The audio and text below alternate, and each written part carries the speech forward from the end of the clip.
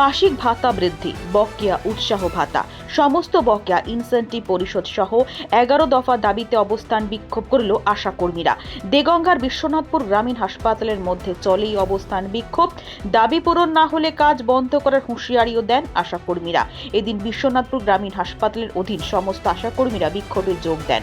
আশাকর্মী সুনিতা সরকার বলেন, আমাদের প্রকৃতপক্ষে মা ও বাচ্চাদের নিয়েই কাজ, কিন্তু আমাদেরকে দিয়ে বিভিন্ন দপ্তরের কাজ করানো হচ্ছে। এই সব কাজের পারিশ্রমিক দেওয়ার কথা থাকলেও তা দেওয়া হচ্ছে না। উপরন্তু দিনের পর দিন তাদের ওপর কাজের চাপ বাড়িয়েই চলেছে বলে অভিযোগ আশাকর্মীদের। শরীফা বিবি নামে আর এক আশাকর্মী বলেন, অনেক আশাকর্মী আছেন যাদের এই টাকা দিয়ে সংসার চলে, কিন্তু দীর্ঘদিন ধরে যদি টাকা না পায় তাহলে তারা কিভাবে সংসার চালাবেন?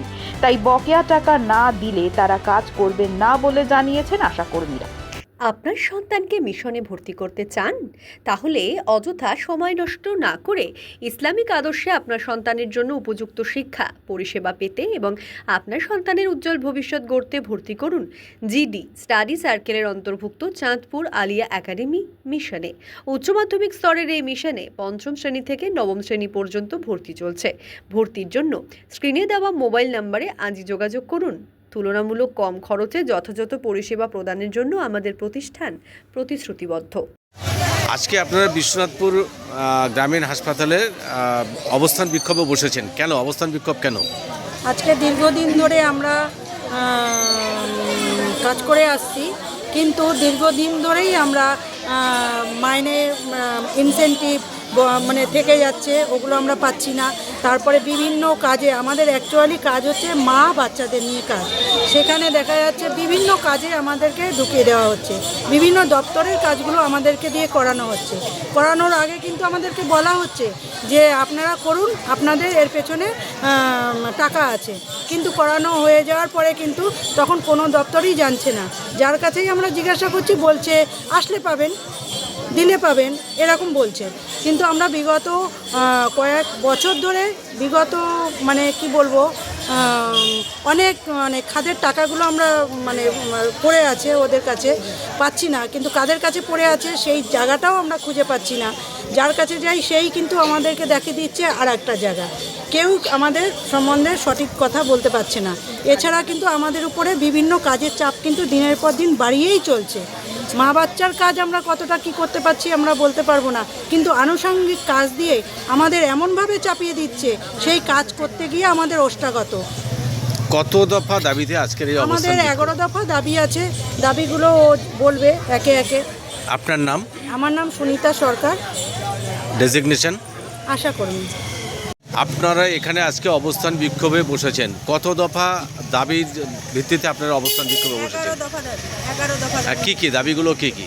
আশাকর্মীদের ন্যূনতম 15,000 টাকা বেতন মাসিক ভাতা দিতে হবে। কর্মরত অবস্থায় আমি তো আশাকর্মীর পরিবারকে এককালীন 5 লক্ষ টাকা দিতে হবে। 4 মাসের বকেয়া উৎসাহ ভাতা অবিলম্বে প্রদান করতে হবে। সমস্ত বকেয়া ইনসেন্টিভ, 1 বছরের পিএলআই সমস্ত পরিষেবার টাকা অবিলম্বে পরিশোধ করতে হবে। মোবাইল কেনা বা বিভিন্ন রকম শর্ত চাপানো চলবে না।